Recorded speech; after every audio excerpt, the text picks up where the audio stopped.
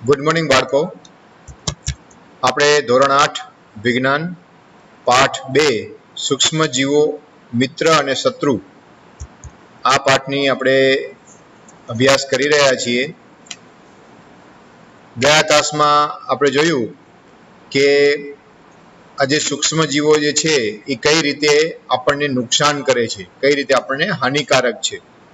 એમાં આપણે ચર્ચા કરી હતી કે જે સૂક્ષ્મ જીવો જે છે કે જે આપણા શરીરમાં રોગો ઉત્પન્ન કરે છે, સૂક્ષ્મ જીવોથી રોગો ઉત્પન્ન થાય છે. એ સિવાય આપણી બધી ખાદ્ય સામગ્રી છે કે બીજી કોઈ ચામડાની વસ્તુ, કપડાં, આ બધી વસ્તુ જે છે એ પણ બગાડે છે.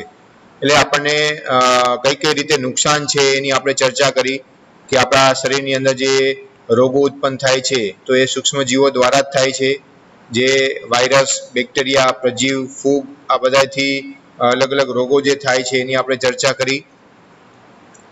આપણા શરીરમાં તો રોગો થાય છે, એ સિવાય વનસ્પતિમાં પણ રોગો જોવા મળે છે અને પ્રાણીઓમાં પણ આ સૂક્ષ્મ જીવોથી રોગો થાય છે, જે આપણે જોયું.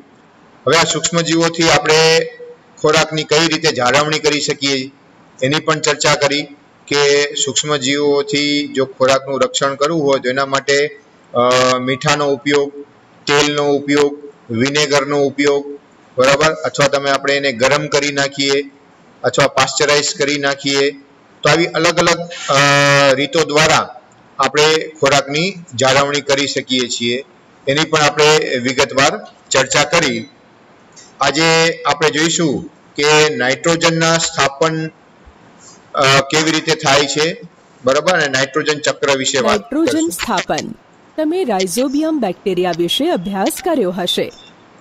તે શિંબી આપણે પાઠ 1 ની અંદર ખાતરનો જે મુદ્દો હતો, કુદરતી અને કૃત્રિમ ખાતર, એમાં પણ આ ચર્ચા કરી ગયા છીએ કે નાઇટ્રોજનનું જે સ્થાપન, આપણે એમાં વાત કરી હતી કે વનસ્પતિ જે છે એ હવામાંથી ડાયરેક્ટ સીધો નાઇટ્રોજનનો ઉપયોગ કરી શકતો નથી, બરાબર. હવામાં નાઇટ્રોજનનું પ્રમાણ 78% છે, પણ છતાં પણ વનસ્પતિ સીધું હવામાંથી નાઇટ્રોજન નથી લઈ શકતો. તો એના માટે જે સિંબી કુળની વનસ્પતિ આવે, કઠોળ વર્ગની વનસ્પતિ જે છે કઠોળ, એના મૂળની મૂળ ગંડિકાની અંદર રાઇઝોબિયમ નામના બેક્ટેરિયા રહે છે, જે બેક્ટેરિયા હવામાંથી સીધો નાઇટ્રોજન લઈ શકે છે. તો એ હવામાંથી નાઇટ્રોજન લઈ અને એને નાઇટ્રોજનના સ્વરૂપમાં નાઇટ્રાઇટ અથવા નાઇટ્રેટ એના સ્વરૂપમાં એને ફેરવી અને એને જમીનમાં એનું સ્થાપન કરી દે છે. અને પછી વનસ્પતિ જે છે એ પોતાના મૂળ દ્વારા એ નાઇટ્રોજનનો ઉપયોગ કરી અને પોતાનો ખોરાક તૈયાર કરે છે, એટલે પ્રોટીનયુક્ત અથવા નાઇટ્રોજન બીજા ઘટકો તૈયાર કરે છે. તો એની આપણે પાઠ 1માં ચર્ચા કરી હતી, તો એ જ અહીંયા મુદ્દામાં એની ચર્ચા જ કરવાની છે. કુળની વનસ્પતિમાં નાઇટ્રોજન સ્થાપનમાં મદદ કરે છે. યાદ કરો કે રાઇઝોબિયમ શિંબી કુળની વનસ્પતિની મૂળ ગંડિકાઓમાં વસવાટ કરે છે, જેમ કે વાલ અને વટાણા કે જેની સાથે સહજીવી સંબંધ ધરાવે છે. ક્યારેક વીજળીના ચમકારા દ્વારા પણ વાતાવરણીય નાઇટ્રોજનનું સ્થાપન થાય છે. ઘણી વખત જેમાં બેક્ટેરિયાની વાત કરી કે બેક્ટેરિયા દ્વારા પણ નાઇટ્રોજનનું સ્થાપન થાય છે, એ રીતે વીજળીના ચમકારા દ્વારા પણ એમ કે નાઇટ્રોજનનું સ્થાપન થાય છે. એ નાઇટ્રોજન જે છે એનું નાઇટ્રોજન ઓક્સાઇડ જેવા સ્વરૂપની અંદર એનું સ્થાપન થાય, જેને ફોટોકેમિકલ પ્રક્રિયા કહેવામાં આવે. પરંતુ તમે જાણો છો કે નાઇટ્રોજનની માત્રા વાતાવરણમાં સ્થિર રહે છે. તમને આશ્ચર્ય થશે કે આવું કઈ રીતે સંભવ છે. ચાલો તેના વિશે હવેના ભાગમાં સમજીએ. નાઇટ્રોજન ચક્ર. બરાબર. હવે આપણે નાઇટ્રોજન ચક્રની વાત કરીએ કે નાઇટ્રોજન જે છે હવામાંથી કઈ રીતે જમીનમાં આવે છે, બરાબર, એમાંથી વનસ્પતિ મેળવે છે અને વળી પાછો એ નાઇટ્રોજન જે છે વળી પાછો હવામાં જાય છે, તો જેને આપણે નાઇટ્રોજન ચક્ર તરીકે ઓળખવામાં આવે. તો એની આપણે વિગતવાર ચર્ચા કરીએ. આપણા વાતાવરણમાં 78% નાઇટ્રોજન વાયુ છે. નાઇટ્રોજન બધા સજીવો માટે આવશ્યક ઘટક છે, જેમ કે પ્રોટીન, ક્લોરોફિલ, ન્યુક્લિક એસિડ તેમજ વિટામિન્સ માટે હાજર હોય છે. વનસ્પતિઓ તથા પ્રાણીઓ વાતાવરણીય નાઇટ્રોજનનો સીધો ઉપયોગ કરી શકતા નથી. ભૂમિમાં રહેલ બેક્ટેરિયા તેમજ નીલહરિત લીલ વાતાવરણમાં રહેલ નાઇટ્રોજન સ્થાપન કરીને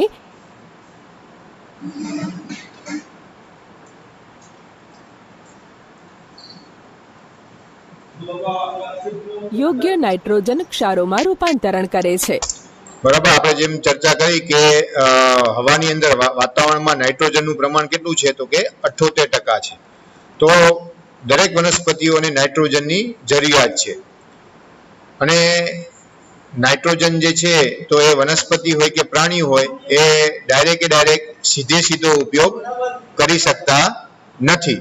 બરાબર, તો એમાં આપણે જોયું હતું કે સિમ્બી કુળની જે વનસ્પતિ જે છે કે જે ની મૂળ ગંડિકામાં રહેલા જે રાઇઝોબિયમ નામના જે બેક્ટેરિયા જે છે એ બેક્ટેરિયા વાતાવરણમાંથી નાઇટ્રોજનનો ઉપયોગ કરી અને જેને એમોનિયામાં રૂપાંતર કરે છે, જેને એમોનીકરણ પ્રક્રિયા કહેવાય, અને એમાંથી નાઇટ્રોજનના ક્ષારો બનાવે છે, જેવા કે એમોનિયમ નાઇટ્રેટ અથવા એમોનિયમ નાઇટ્રાઇટ.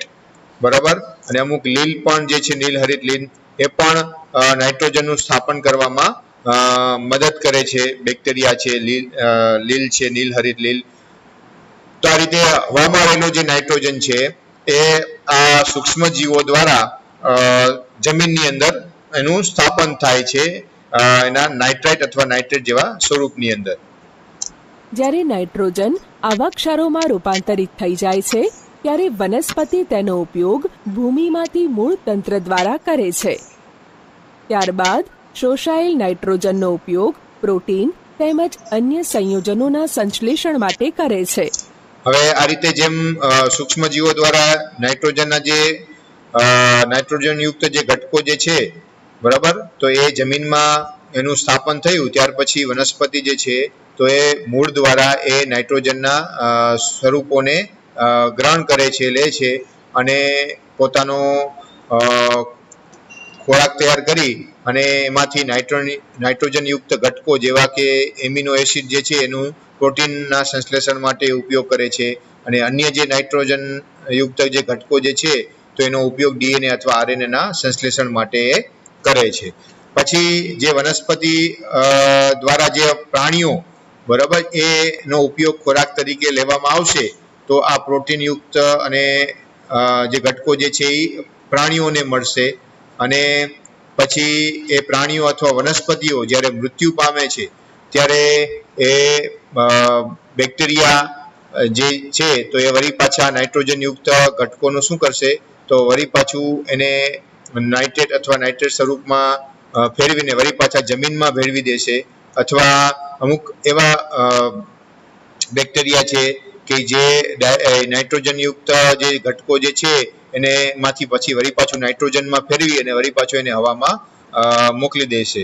તો આ રીતે હવામાં રહેલું જે નાઇટ્રોજન છે તો એ જમીનમાંથી વનસ્પતિમાંથી પ્રાણીઓમાં વળી પાછા વનસ્પતિને પ્રાણીઓ જ્યારે મૃત્યુ પામે ત્યારે વળી પાછા એ નાઇટ્રોજન યુક્ત ઘટકોને વળી પાછા સરળ સ્વરૂપમાં ફેરવી અને વળી પાછો હવામાં પાછો નાઇટ્રોજનને મોકલી દેવામાં આવે. આ રીતે એક ચક્ર કે હવામાંથી પાછો હવામાં નાઇટ્રોજન પાછો જાય તો એક ચક્રનું નિર્માણ થાય, જેને નાઇટ્રોજન ચક્ર કહેવામાં આવે. વનસ્પતિઓ પર આધાર રાખતા પ્રાણીઓ તેમાંથી પ્રોટીન તેમજ અન્ય નાઇટ્રોજન સંયોજનો પ્રાપ્ત કરે છે. વનસ્પતિઓ તેમજ પ્રાણીઓના મૃત્યુ બાદ ભૂમિમાં હાજર બેક્ટેરિયા તેમજ ફૂગ નાઇટ્રોજન ઉત્સર્ગ દ્રવ્યોને નાઇટ્રોજનના સંયોજનોમાં પરિવર્તિત કરે છે. જે વનસ્પતિ, બરાબર, તમે જોયું કે અહીંયા લીલી વનસ્પતિનો ઉપયોગ જે પ્રાણીઓ જે છે એ કરે છે, અને પ્રાણીઓ અને વનસ્પતિ જ્યારે મૃત્યુ પામે છે ત્યારે જે બેક્ટેરિયા જે છે એ બેક્ટેરિયા શું કરશે, તો કે જે નાઇટ્રોજન યુક્ત જે ઉત્સર્ગ દ્રવ્યો જે છે એને વળી પાછા નાઇટ્રોજનના વિવિધ સ્વરૂપોમાં ફેરવી નાખશે, એમોનિયા અથવા નાઇટ્રાઇટ અથવા નાઇટ્રેટ્સની અંદર, અને એને જમીનમાં ભેળી દેશે. વળી પાછો જમીનમાંથી વનસ્પતિ લઈ લેશે, બરોબર છે, અને વળી પાછો એ વનસ્પતિમાંથી પ્રાણીઓમાં વળી પાછું એમનું મૃત્યુ થાય તો વળી પાછા બેક્ટેરિયા દ્વારા એનું વળી સ્થાપન જમીનમાં, બરાબર. પછી અમુક બેક્ટેરિયા જે છે એ આ ઉત્સર્ગ દ્રવ્યો જે છે નાઇટ્રોજન યુક્ત એને એમાંથી નાઇટ્રોજન અને છૂટો પાડીને વળી પાછો હવામાં પણ મોકલી આપશે. દ્વારા પુનઃ ઉપયોગમાં લેવાય છે. કેટલાક વિશિષ્ટ બેક્ટેરિયા નાઇટ્રોજન યુક્ત સંયોજનોને નાઇટ્રોજન વાયુમાં રૂપાંતરિત કરે છે, જે વાતાવરણમાં ચાલ્યો જાય છે. પરિણામે વાતાવરણમાં નાઇટ્રોજનની માત્રા લગભગ જળવાઈ રહે છે.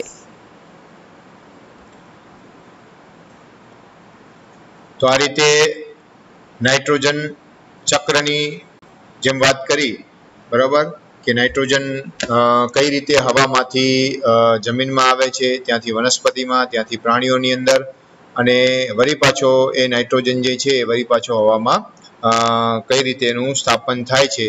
તો અને જેના કારણે નાઇટ્રોજન જે છે એનું વાતાવરણની અંદર પ્રમાણ જે છે એ જળવાઈ રહે છે.